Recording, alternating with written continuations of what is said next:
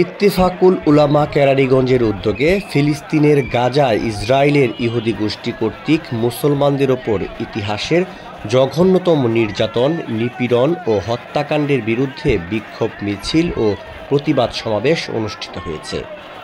11 April শুক্রবার কেরানীগঞ্জ কদমতলী গোল চত্বরে এই সমাবেশের আয়োজনটি করেন।